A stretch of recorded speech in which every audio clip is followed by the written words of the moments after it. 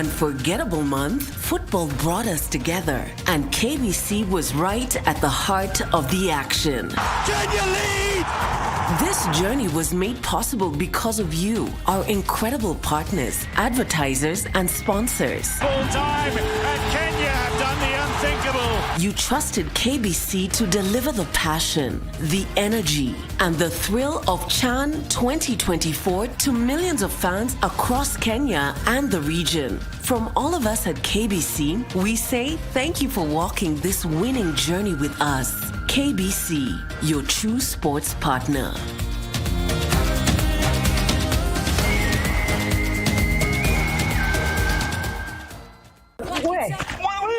Wewe ndio mzee tu, uone ni mlevi. Nini imefika hapa? Nadhani ni venye school fees yako inamsumbua. Tadi nini umeficha? Allah, Nini mbaya? Tadi.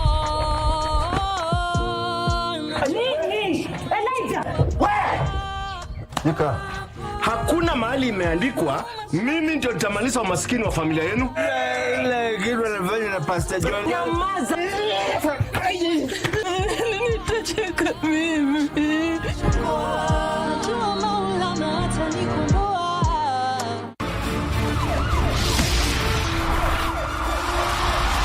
Moto umewaka! Moto umewaka nchini Kenya! Ni yule mtumishi wa Mungu, Apostle Boniface Mwamposa, bulldozer wa Rise and Shine, anaingia Nairobi nchini Kenya kwa siku 3 tu kumaliza kesi zote. Kenya, kesi yako imekwisha. Nairobi, kesi ya magonjwa imekwisha. Kesi ya giza imekwisha. Kesi ya madeni imekwisha. Kesi ya mahangaiko imekwisha. Ni siku 3 katika nchi ya Kenya. Yesu alikuja kufuta. Kongamano hili litafanyika kwa siku 3 tu. Ni kuanzia Alhamisi ya tarehe 4 mwezi wa 9 hadi Jumamosi ya tarehe 6 mwezi wa 9 2025. Kongamano litafanyika All Saint Cathedral Conference Center, Kenyatta Avenue, opposite na Serena Hotel, Nairobi. Ni kuanzia saa 6 kamili mchana. Apostle ataachilia upako na kufuta kesi zote juu yako. Kesi yako imekwisha kiuchumi, kiafya na kiroho. Nimepima, nimeambiwa hamna HIV hata kidogo. Hata kidogo. Baada ya kufika hapa, sukari kutoka 40 sasa hivi ni 5.2. Pigia Yesu makofi mazuri. Kwa maelezo zaidi unaweza ukapiga namba hii +254 713 161 163. Nairobi nchini Kenya, moto umewaka. Usipange kukosa. Watu wa dini zote mnakaribishwa. Kenya Ports Authority remains steadfast in its commitment to sustainability through implementation of its Green Port policy. We are excited to announce that our mangrove restoration program has been shortlisted among the top 3 finalists for the 2025 International Association of Ports and Harbors IAPH Sustainability Awards under the Environmental Care category. This honor reflects KPA's collective dedication to environmental stewardship and sustainable port operations. Visit www.sustainableworldports.org/IAPH 2025-sustainability-awards to vote for KPA. Your vote for KPA is a vote for Kenya and a vote for Africa. Kenya Ports Authority, growing business, enriching lives. There comes a moment when the ordinary world fades away and the wild calls your name. This is as wild as you want it. And it's all here. Every trail leads to an adventure, because adventure isn't just about the rush. It's about where it takes you, who you become, and the stories you'll tell. Start your adventure here at Magical Kenya.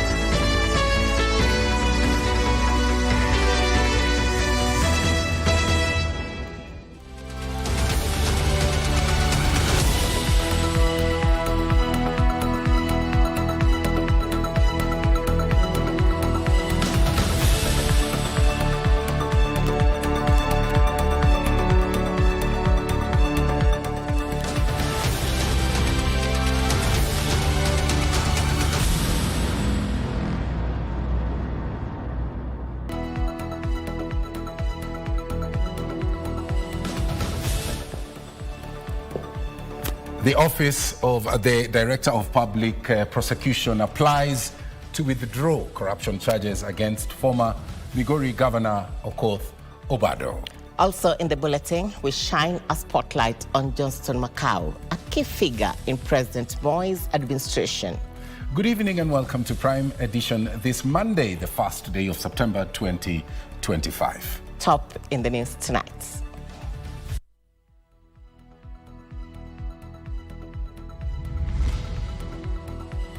Night in police cells. Bomet's Governor Hilary Barchok and former Bungoma boss Wycliffe Wangamati to be arraigned Tuesday after dramatic arrests. Only 3 counties participated in the pilot. In fact, I want to confirm that it has even failed in the counties in which it was piloted. It's not working. It's rushed, flawed, and disruptive. Governors criticized the rollout of e-government procurement system. Fraud-infested health sector. CS submits more than 1,000 files on healthcare fraud to the DCI. Also in the program, the National Police Service confirms the death of a Kenyan police officer serving in Haiti.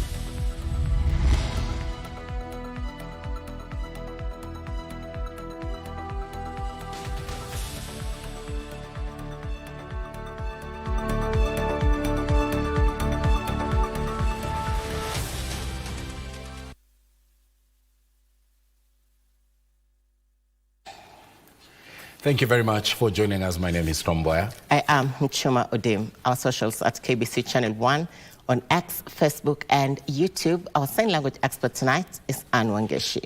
Let's open this coverage with a look at our top story now. Bomet Governor Hilary Barchok and former Bungoma Governor Wycliffe Wangamati will tonight spend the night in police cells pending their arraignment in court on Tuesday to face corruption and also abuse of office-related charges. The two were detained at the Ethics and Anti-Corruption Commission offices after honoring the summons issued Friday.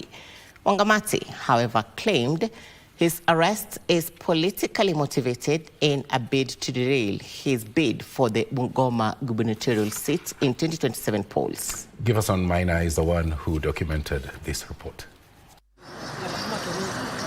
Following summons by the Ethics and Anti-Corruption Commission on Friday, Bomet Governor Hilary Barchok appeared before the anti-corruption body on Monday for grilling over corruption-related accusations. Barchok, however, honored the summons after the High Court declined to issue him with orders to stop his arrest and arraignment. The Bomet governor is accused of conflict of interest in allegedly receiving 2.7 million shillings from companies that conducted business with Bomet County government in the 2019, 2020 and 2024-2025 financial years. Former Bungoma Governor Wycliffe Wangamati also appeared before the EACC and was held for about 6 hours. He's linked to the alleged embezzlement of 70.2 million shillings in public funds through private companies during his tenure in Bungoma County. There is no grilling which is going on. So we suspect they may have arrested him, but they are not telling us. We suspect they want to take him to court tomorrow, but they are not telling us. Instead, we just hear information that a senior politician from Bungoma has called the EACC CEO to ensure that he is not released. In law, a person who has been arrested by the police or EACC is entitled to be released on police bond. He has, however, denied the claims and instead alleged his arrest is aimed at tainting his name ahead of the Bungoma governorship race in 2027. When you fight graft, do it lawfully, respect the rights of all accused persons. And for EACC, we are telling you, don't be used by politicians to settle political scores. A politician who wants his brother to run for governor ought to go and ask the people for votes. You don't use EACC to remove competitors. This is about politics. It's about politics of 2027. Of course, people know very well a very good chance to run for governorship in Bungoma County 2027. I have a very clear record for Bungoma. But somebody anataka kuleta ndugu yake asimame kura That is why I'm going through this. But I'm sure with this legal process, it will come to an end. They will clear me.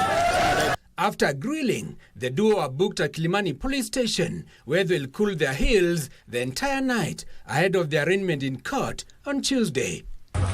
Yes, sir. Giverson Maina, Prime Edition.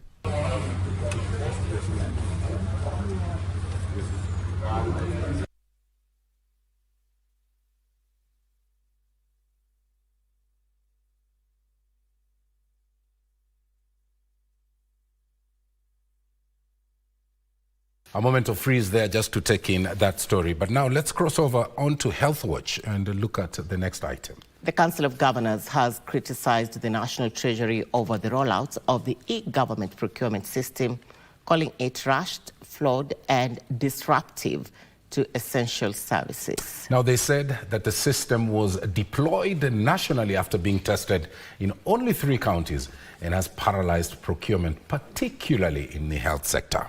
Let's have a look at this item. Governors saying counties will not be coerced into adopting the e-government procurement system. The county bosses said while they remain committed to effective service delivery, the national government must consult them before issuing national circulars or policies affecting devolved functions.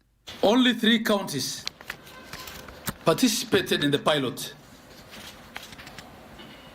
Yet the system was enforced nationally before the gaps identified by the piloting process.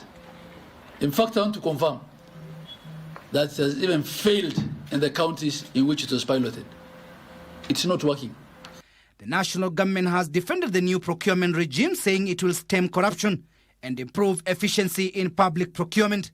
The e-GPay system, as currently implemented, undermines the distinct status of county governments as provided in the Constitution. We therefore call on the National Treasury to immediately withdraw the circular directing the counties to implement e-GPay until proper consultations, legal alignment, and capacity building are undertaken. Waziri mpya aliyeteuliwa hivi majuzi, Mheshimiwa Aden Duale, ataendesha wizara yake kupitia mambo ambayo yanaitwa matamshi ya barabarani, yale ambao tunasema ni roadside declarations, ambazo kulingana na katiba hazina uzito wowote. Kile kinachoonekana ni kana kwamba anataka tu kuleta vurugu kati ya serikali kuu na serikali za county, hasa katika matamshi yale. Meanwhile, governors have accused the national government of setting counties on a warpath with universal health coverage staff.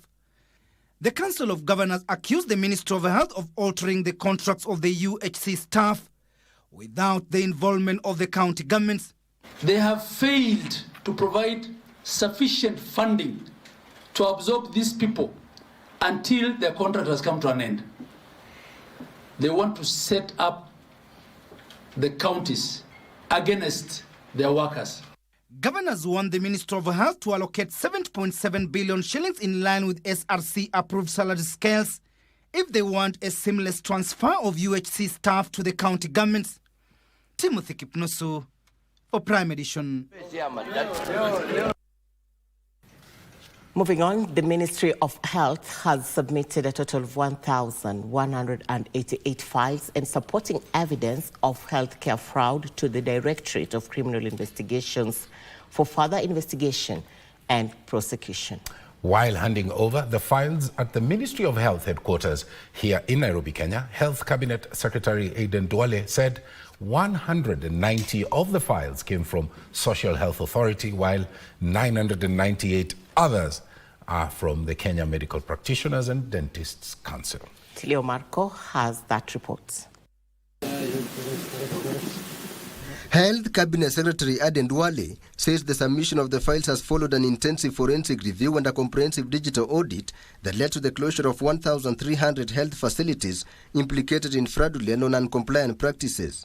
These fraudulent practices include, among others, number 1, the up coding, where billing for more expensive procedures are being claimed than what was actually performed by healthcare providers. Number 2, falsification of records.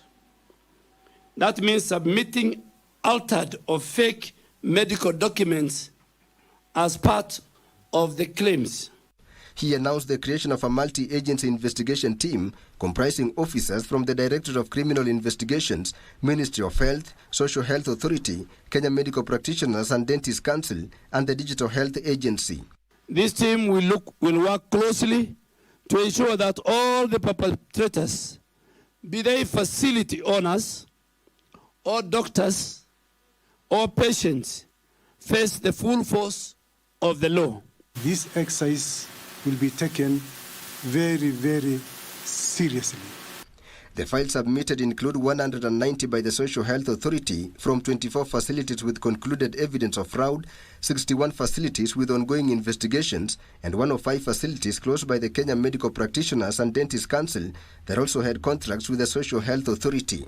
Penalties for health facilities who knowingly or fraudulently alter information to defraud the authority include up to a fine of 2 million shillings, suspension, and removal from the register of the empaneled providers.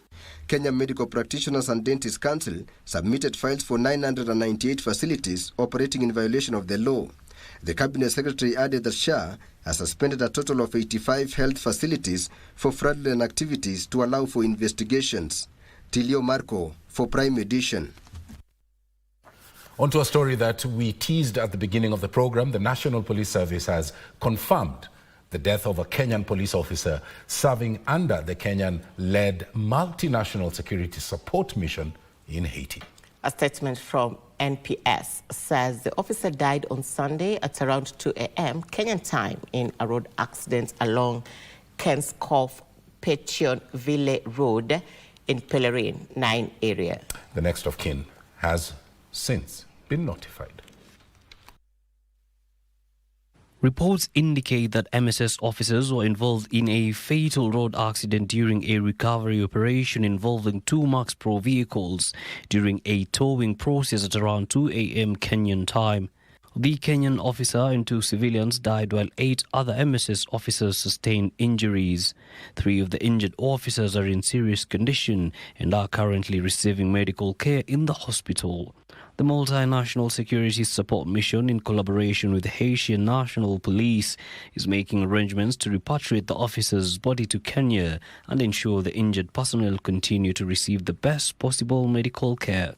With the kin already notified, the service has affirmed its commitment to establishing a lasting peace and security for the people of Haiti. Yusufar reporting for Prime Edition. Into other news, member states of the Intergovernmental Authority on Development, IGAD, are ramping up efforts to harmonize and improve migration and displacement data to improve governance and policy making. Now, the IGAD region experiences significant migration dynamics with large-scale movements of migrants, refugees, and also internally displaced persons, driven by the complex socio-economic and political factors. Here is that report. IGAD region, which includes Djibouti, Eritrea, Ethiopia, Kenya, Somalia, South Sudan, Sudan and Uganda, lack adequate data for the huge migration and displacement it experiences. This, coupled with capacity constraints and gaps in policy coherence, hinder effective migration governance.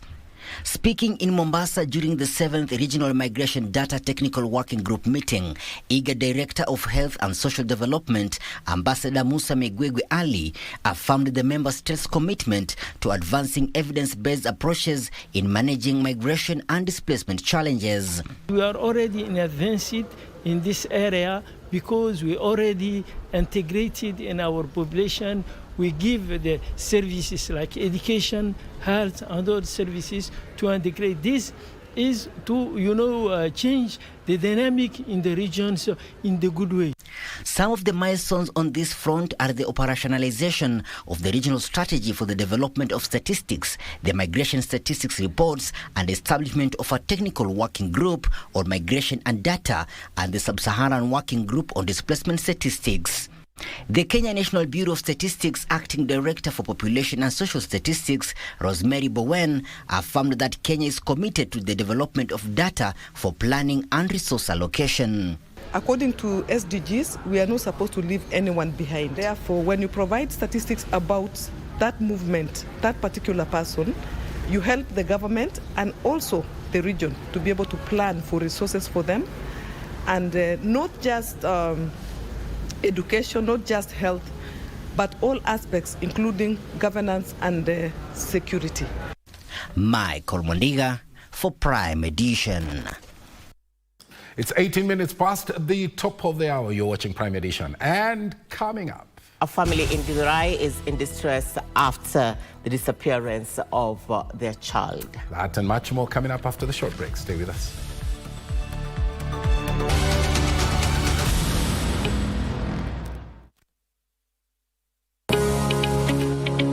Attention all journalists in Kenya. The Media Council of Kenya, MCK, is calling you to apply or renew your 2025 press card now. It's fast and easy. Just log on to your online portal at www.mediacouncil.or.ke. For more information, email us at accreditation@mediacouncil.or.ke or call 0110-131-447 or visit us at Britam Center, Nairobi, or our Mombasa, Meru, Nakuru, and Kisumu offices. You can report violations or press freedom issues by calling us on 0702 222 111. Stay legit. Carry your press card on duty. Always ready, always professional. MCK, promoting press freedom and responsible journalism.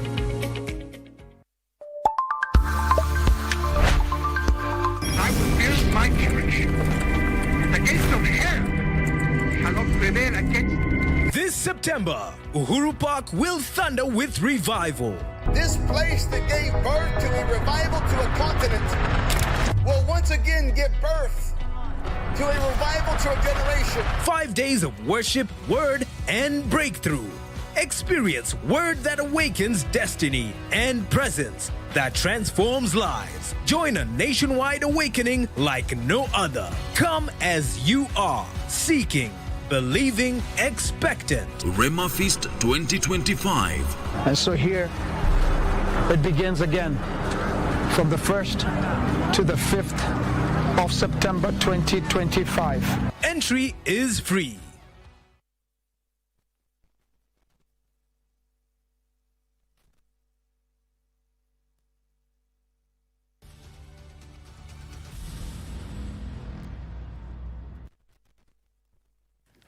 Welcome back to Prime Edition from wherever you're watching us. Our socials at KBC Channel 1 on X, Facebook, and YouTube. Now, let's cross over to another development tonight. 3 men have been arraigned before a Mombasa court charged with sodomizing a 15-year-old boy in Ganjoni, Mombasa County. Now, the accused Shukri Aden, Abdallah Omar Athumani, Elias Babu, and Salim Shege, Elias Rasta, are alleged to have committed the offense on diverse dates between the 15th of August and the 25th of August 2025. This story was compiled by Ann Buru. Appearing before Resident Magistrate Green Odero, Shukri Aden, Abdallah Omar Athman alias Babu, and Salim Chege alias Rasta face charges of defilement and committing an indecent act with a minor contrary to Sexual Offences Act. 15 mwezi wa 8 2025 na 25 mwezi wa August 2025 hapo Ganjoni uliweza kutenda kitendo cha aibu na mtoto kwa kuguza sehemu yake ya makalio. Kweli ama si kweli, Abdallah Omar? Kweli. The accused denied the charges. A plea of not guilty is entered on behalf of the first accused as to the alternative charge. A plea of not guilty is entered on behalf of the second accused as to the main charge. A plea of not guilty is entered on behalf of the third accused person as to the main charge. A plea of not guilty is entered on behalf of the third accused as to the alternative charge. The court ordered that the case be mentioned on Tuesday, September 9th, 2025 for further directions. The prosecution indicated that investigations are still ongoing and additional evidence will be produced before the next mentioned date. I have an application to make. Yes. Then that I'm opposing the accused person being granted bond terms. Meanwhile, the magistrate directed that the accused persons remain in custody pending the court's determination of bond terms. For Prime Edition from Mombasa County, I am Ann Mburu. Into the corridors of justice now, the Office of the Director of Public Prosecutions has applied to withdraw corruption charges against former Migori Governor Okoth Obado, but the Ethics and Anti-Corruption Commission has objected, and they're saying that they have not signed off on the proposed plea bargain. The case involving the alleged embezzlement of 73 million shillings from the Migori County government was set for mention at the Milimani Anti-Corruption Court today, but has been pushed to Friday to allow time for further negotiations. Letoa, Deborah, with the details. Obado, his 4 children and several associates were charged in 2020 with conspiracy to commit economic crimes and money laundering. Investigators flagged 235 million shillings in fraudulent payments, alleging some of the funds were used to pay foreign university fees and buy luxury properties for Obado's family. On the inquest into the death of Rex Masai heard from a senior police officer who defended inconsistencies in the firearms register. But in this arms movement book, there are errors. If we look at the arms movement as a whole, I've said to court, these are manually generated documents, which along the way, they're subject to errors. Errors will appear, even how perfect you want. 2 witnesses took the stand, with the government analyst appearing virtually and the Amari officer testifying in person. The officer admitted issuing Koplo Isaiah Murangiri Achiaga's lonja and acknowledged errors in the firearms register. The analyst confirmed DNA samples from blood swabs at the scene matched Masai's identity. The inquest will resume on September 15, 2025. The officer in charge of the Amari defended his unwritten records, calling them reliable despite minor errors, as the inquest prepares for more witnesses later this month. In Bungoma, a chief magistrate court has issued a warrant of arrest against one of the directors of Mektaba Contractors Company, which had been handed the Malaba Water and Sanitation Project during financial year 2018-2019 and funded by African Development Bank. This is as 7 officials of the Rift Valley Water Services Board are facing charges of corruption worth 600 million Kenya shillings. Will know their fate on 4th September this year, when Chief Magistrate Josephat Kachimo of Bungoma Anti-Corruption Court shall deliver the ruling. The officials are accused of using forged documents to irregularly award a tender to Mektaba Contractors Limited for construction of Malaba Water Project. Elections, we have the judgment delivered on Thursday, 4th of September. Warrant issued against the 7 accused. And 11 suspects have been arraigned in Kerugoya Court accused of theft of livestock in Kirinyaga County. The 11 who appeared before Magistrate Mother Mutuku were arrested over the weekend in Wanguru and Kagio towns and are said to be behind a syndicate where many residents have lost their animals. They will be detained at Kerugoya Police Station for 7 days to allow further investigations. And now we need to detain the suspects at Kerugoya Police Station for a period of 7 days to complete your investigations. Litua Debra for Prime Edition.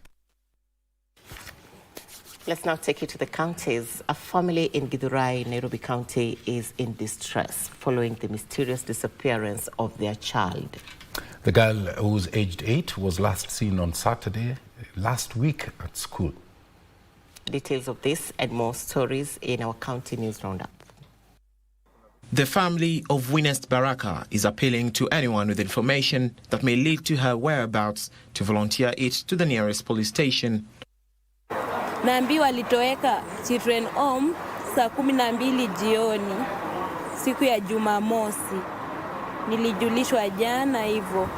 Mpaka wa sasa hatujampata. Mtoto anaitwa Winest Baraka. Tafadhali naomba msaada kwa yoyote ambaye amemuona. Meanwhile, fishermen in Homa Bay County have raised concerns over the rapid spread of water hyacinth on Lake Victoria. They have urged the government to help as many who struggle to fish, earn or transport goods. Kutoka hapa na boats naye ziwezi stoka sahi kwa sababu ya water hyacinth. Sasa hatuwezi hata kuenda kufua. Still in Homa Bay, residents and traders have raised alarm over a worsening sewage crisis, citing health risks, disrupting farming and loss of business. Waangalie hii mambo ya sewage inatudhuru sana. Na tumeona tumepoteza hata wageni ambao wanakuja kuchukua bao hapa, wengine wanatuacha wanaenda huko juu. Sisi kama wenye transport inachafua hata nini, hata magari zenu zinachafuliwa, ambao ukipeleka kwa car wash wao wanapiga ile bei ambayo hatuwezi. And a section of Kikuyu, Embu and Meru Association leaders have declared unwavering support for President William Ruto ahead of the 2027 general election. Speaking during a Gema forum at Hadija Primary School in Nyali, Mombasa County, the leaders resolved to spearhead Ruto's re-election campaign across the country. Sisi hatuwezi kubali kutoka kwa serikali ya William Samoei Ruto tukiwa wa Meru. Tunasema kwamba tumeungana kitu kimoja, ya kwamba hakuna mseso yoyote. Tunajua kwamba William Ruto akipata kiti 2027 na Kithure Kindiki akiwa naibu wake 2032 atakuwa rais wa nchi, Professor Kithure Kindiki. Alvin Kaunda reporting for KBC. From the counties to your Monday segment, the cabinet, Tom. That's right, Johnston Macau. He served as the Minister for Information and Broadcasting in President Daniel Moi's cabinet for a decade and is credited with strengthening the Kenya News Agency network by opening up more offices across the country. This measure was aimed at providing a platform to explain government policies and to counter anti-government sentiments. He is our focus on this week's cabinet.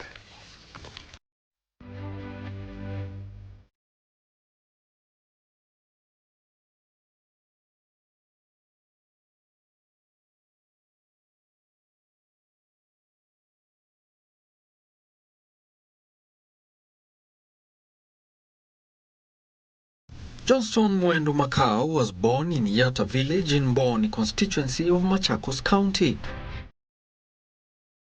Macau joined elective politics in 1988, where he contested and won the Mboni parliamentary seat. He retained his seat in the first multi-party elections of 1992. Before plunging into politics, Macau had cut his teeth as an editor and marketer at Longhorn Publishing Company, one of the leading publishing firms in Kenya at the time. Shortly after his election, he was appointed to the cabinet, where he served as minister for 10 years. As a youthful minister for information and broadcasting, he spent most of his time fending off local and international criticism of President Daniel Toroitich Arap Moi's government for muzzling media freedom. During his tenure, journalists were arrested and locked up in police stations and released without trial for what the government claimed was writing false reports. Macau often held press conferences to defend the government against accusations that it was engaged in such excesses as human rights abuses and violation of people's freedoms. Despite this, Macau is credited with having strengthened the government-run Kenya News Agency network, KNA, by opening up more offices across the country. This provided a platform to explain government policies and to counter anti-government opinions. The minister also forged closer links between his ministry and the Chinese government, which resulted in the introduction of the official Chinese government's Xinhua News Agency in Kenya.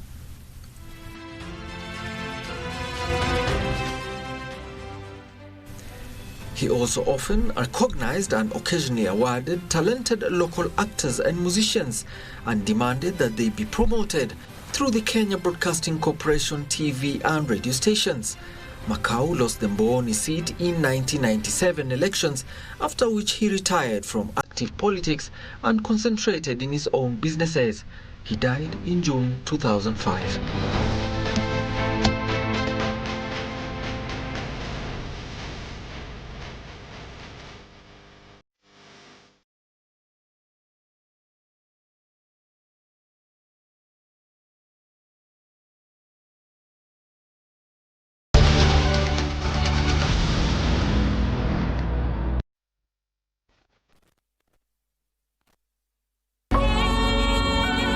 There comes a moment when the ordinary world fades away and the wild calls your name. This is as wild as you want it. And it's all here. Every trail leads to an adventure. Because adventure isn't just about the rush. It's about where it takes you,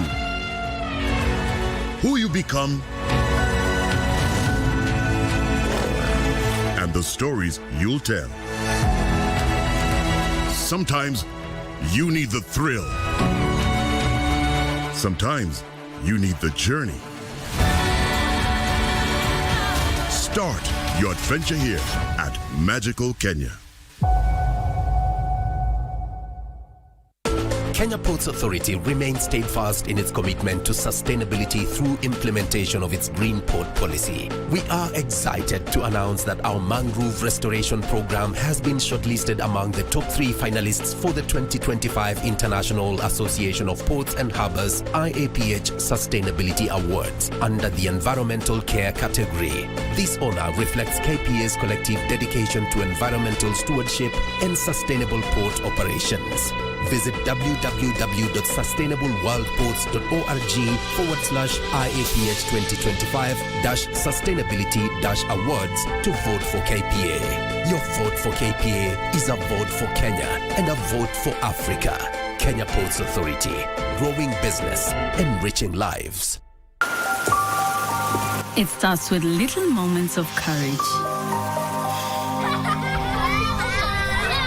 To stepping out into the new world with confidence. Taking leaps of faith, spreading your wings and soaring to new heights.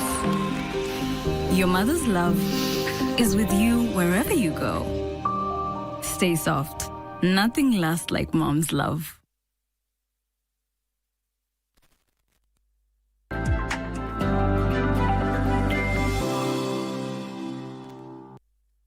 Thank you for keeping its Prime Edition. Time for business news. At least 1,285 government agencies have registered for the electronic government procurement system that was rolled out in July this year, while 7,637 suppliers have been onboarded onto the system.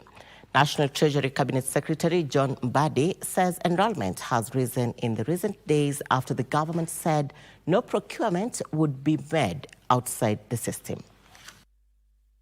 The government rolled out the electronic government procurement system on 1st July 2025 in what National Treasury Cabinet Secretary John Mbadi says is a movement to enhance accountability, confidentiality, integrity and authenticity in transactions between procuring entities and suppliers. So is a demand that those of us who are charged with the responsibility of expending the very revenue that you collect must also equally employ fair, transparent, accountable, and cost-effective systems that would ensure prudent use of the resources that we collect.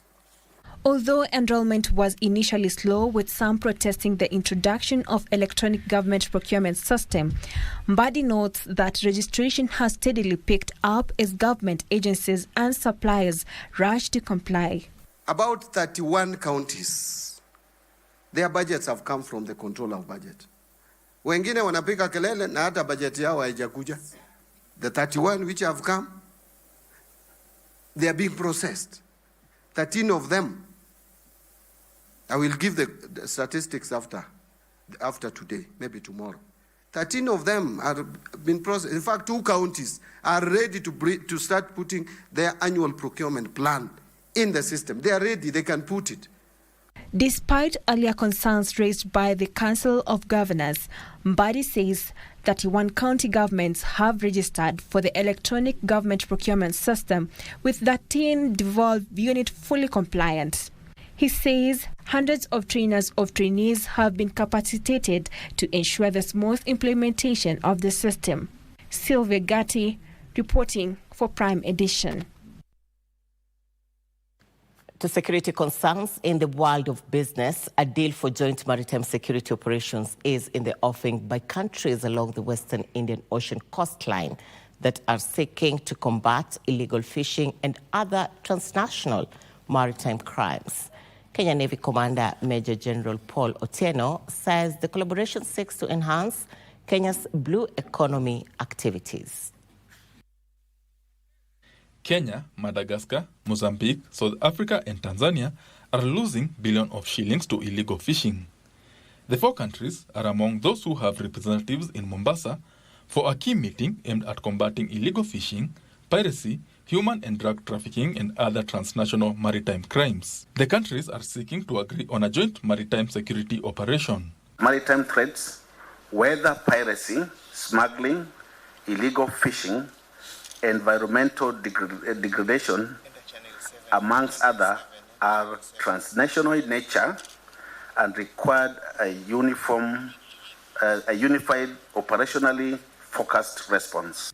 The joint security collaboration will help individual countries effectively respond to the complex and evolving threats in the Indian Ocean. We are deeply aware that no single nation can secure the seas alone. It is through collaboration, interoperability, and mutual trust that we can effectively respond to the complex and evolving threats in the Western Indian Ocean and beyond. Operationalization of the Djibouti Code of Conduct will enhance sharing of key information, maritime law enforcement and capacity building. Kenya being one of signatories, let's see to it that the DCOC, VRMFC and RCOC is your center. The IFCIUR are also part of, because we've already signed an agreement with IFCIUR. We've even brought in some amendments to see to it that it reflects the needs for the region to be working together. They were speaking during the inaugural Djibouti Code of Conduct meeting in Mombasa, aimed at bolstering collaboration to safeguard the Western Indian Ocean coastline. Benson Rioba, reporting for Prime Edition. Across the borders, shares of Chinese electric vehicle maker BYD slid by as much as 8% on Monday after it reported a 30% drop in profits because of a price war in China's car sector. BYD says increased price competition among China's electric vehicle brands had impacted the industry.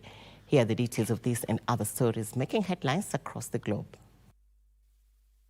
BYD is facing an increasingly crowded market, competing against local rivals NIO and Xpeng and US car maker Tesla, which have all slashed prices of electric vehicles to draw buyers. Electric vehicle car makers have subsidized car dealers and offered zero-interest loans to buyers as the industry becomes increasingly cutthroat.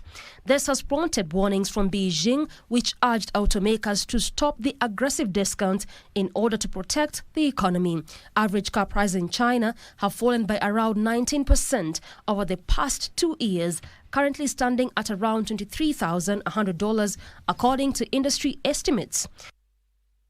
Meanwhile, the Noor Energy 1 project in Dubai has generated about 6.7 billion kilowatts of electricity, reducing carbon dioxide emissions by about 3 million tons. The project combines concentrated solar power and photovoltaic technologies and features a 280 and 63-meter central tower surrounded by 70,000 heliostats that reflect and concentrate sunlight toward the receiver, creating a dazzling spectacle of beams across the desert. Spanning an area equivalent to over 6,000 standard soccer fields, the solar park uses more than 6,000 parabolic trough collectors that track the sun like silver sunflowers, continuously converting solar energy into clean power for households across Dubai. Finally, crude oil prices are trading in a tight range as worries about rising output and the impact of U.S. tariffs on demand offset supply disruptions stemming from intensified Russia-Ukraine airstrikes. Brent crude fell 0.44% to $67.18 a barrel this morning, while U.S. West Texas Intermediate crude was at $63.73 a barrel, also down 0.44%. Ukrainian president vowed on Sunday to retaliate by ordering more strikes deep inside Russia after Russian drone attacks on power facilities in northern and southern Ukraine. Markets remained concerned about Russian oil flows, with weekly shipments from its ports dropping to a 4-week low of 2.72 million barrels per day.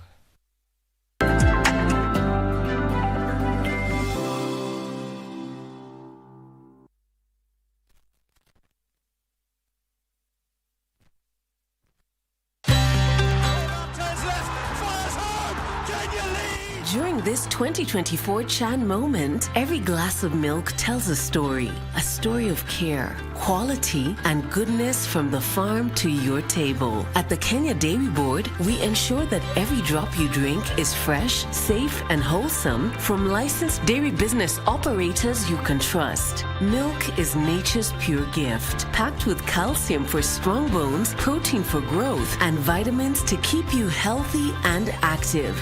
Always look for dairy products permitted by the Kenya Dairy Board, KDB, your guarantee for safe and quality milk and dairy products. From our children to our adults, from breakfast to bedtime, the goodness of milk powers every moment. The Kenya Dairy Board, world-class dairy regulator committed to quality, safety, and national pride.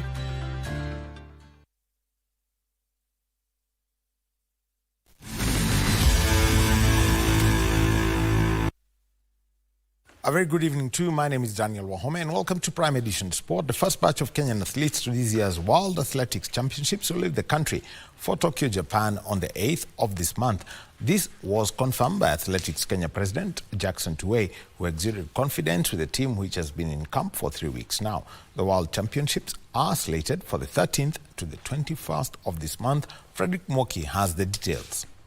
Tremendous pleasure to finish the World Athletics Championships with 2 4x4 races. With barely 2 weeks remaining before the 21st edition of the World Athletics Championship commences, Kenyan athletes have intensified their training as they seek to continue their run of brilliance. 2023 800 meters world champion Mary Mora says she is not under pressure to perform as she will be seeking to retain her title.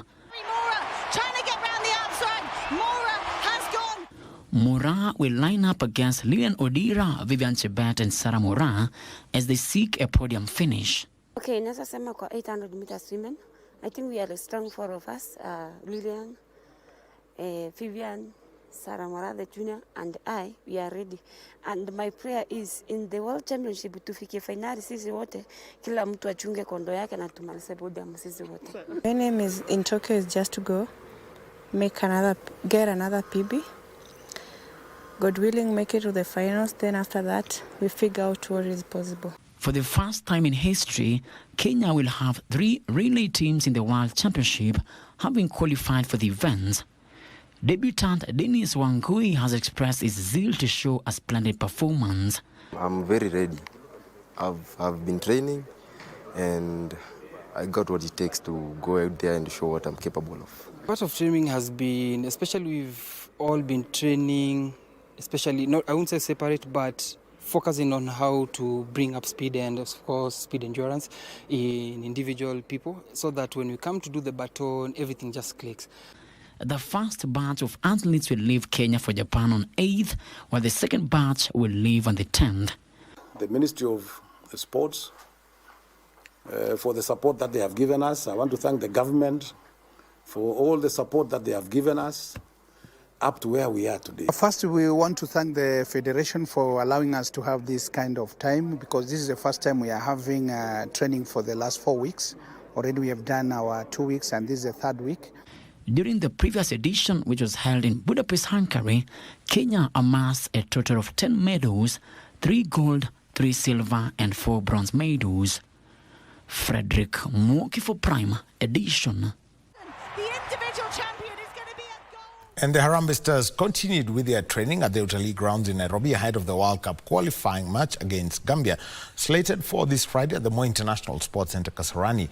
Currently, Kenya sit 4th in their group with 6 points behind Cote d'Ivoire, Burundi and Gabon. Cote d'Ivoire leads the group with 16 points, followed by Gabon on 15, and Burundi with 10 points. A strong performance on home soil will be crucial, as points secured in familiar surroundings could prove decisive in the battle for qualification.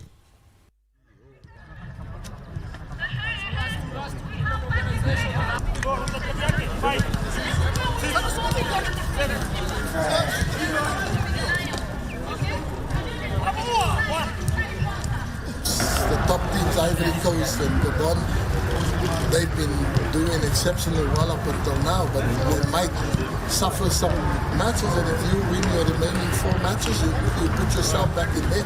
So I had to pick the strongest squad that we can, and obviously Joe, he's been playing regularly and scored in his last game as well.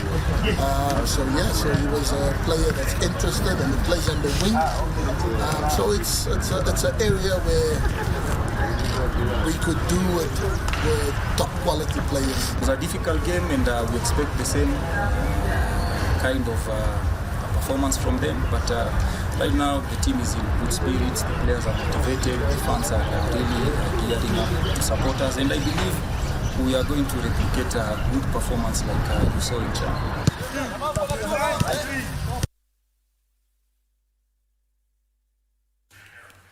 And the Kenya women's homeless football team has returned home after an impressive showing at the 2025 Homeless World Cup held in Oslo, Norway, where they secured an historic third-place finish. Team Kenya clinched a bronze medal with a 5-3 victory over Romania in the third-place playoff, bouncing back strongly after a 3-1 semi-final loss to Mexico. Mexico went on to lose to Uganda in the final. This remarkable performance marks a significant improvement from last year's 5th place finish and highlights the team's continued growth and determination on the global stage. The goalkeeper. Here's the lineup for Kenya. There's a chance for a second, but it's calmly done, Florence Amolo.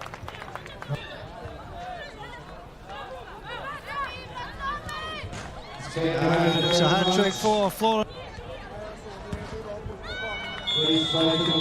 Nashukuru kwa maana Korea tuliweza kupata nambari 5, lakini Oslo this time round kulingana na objective yetu ama mpangilio yetu ilikuwa tuchukue kikombe, lakini finally tumechukua nambari 3 ambaye sio mbaya. Tulicheza poa. Though hatuku manage kufika number 1, but we gave all our best. Now, Kenya Pipeline Managing Director Joe Sang has now set his sights on clocking a sub-3-hour marathon at the next month's Berlin Marathon. Actually, this month's Berlin Marathon, where he will run for the Joe Sang Foundation that seeks to raise money for the education of needy children countrywide.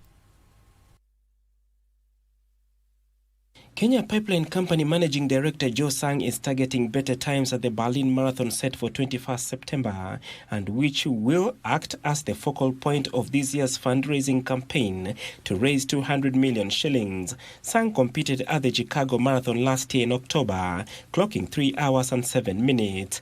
The Joe Sang Foundation has partnered with several corporations to help support the dreams of underprivileged children in Kenya. Your presence not only motivates me, but affirms the vision that I'm setting out is not mine alone, but one that resonates with all of us who believe in the power of compassion community, and shared humanity. Meanwhile, more golfers booked their slots for the upcoming NCBA Golf Series Grand Finale after posting better results during the recent qualifying event held at Mombasa Golf Club. Gurbakh Singh delivered a strong round with a score of 77 to emerge the overall gross winner, confirming his spot for the main event scheduled for Muthaiga Golf Club in November. Home player Isaac Makoa delivered a stellar performance to win the 2025 NCBA Railway Invitational at the Railway Golf Club. Finally, Kenya's top amateur golfer John Legirma has set his sights firmly on making a strong impression at the Sports Biz Africa Golf Championship, the fifth leg of the Sunshine Development Tour East Africa Swing, set to tee off this week from 3rd to 5th September at the Kigali Golf Resort and Villas. Legirma, who has been one of the standout amateurs across the swing so far, believes his preparation and growing experience from the earlier tournaments will give him a strong platform to compete against an elite field of professionals from across Africa. And Barcelona missed a chance to top the Spanish La Liga standings after they were held to a 1-1 draw by Rayo Vallecano at the Estadio Vallecas. Elsewhere, Udinese came from behind to beat Inter Milan 2-1 at the San Siro in the Italian Serie A, while Crystal Palace edged out Aston Villa 3-0 to maintain their unbeaten start to the English Premier League season. Barcelona got the lead after Lamine Yamal converted from the spot before substitute Fran Perez scored the equalizer in the 67th minute. Meanwhile, Udinese came from behind to beat Inter Milan 2-1 at the San Siro as Denzel Dumfries gave Inter Milan the lead before Udinese equalized through a penalty. A spirited performance from Udinese paid off when Arthur Atta gave his side the lead just before half-time. Keenan Davis! Still with Atta! Atta's first Serie A. Jean-Philippe Mateta, Marc Guehi and Ismail Assar ensured Crystal Palace left Villa Park with all 3 points after thrashing Aston Villa 3-0. Away, not too far though. It's going to be a chance here. Sean Muya for Lunchtime News. Lerma with the throw. It's been flicked on.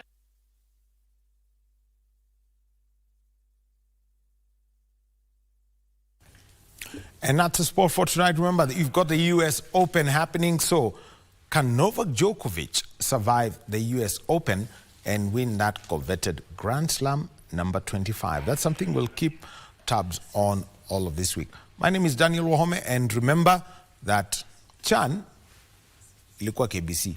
But right now, we can say Futa iko KBC. Friday, 4 p.m., Kenya versus Gambia.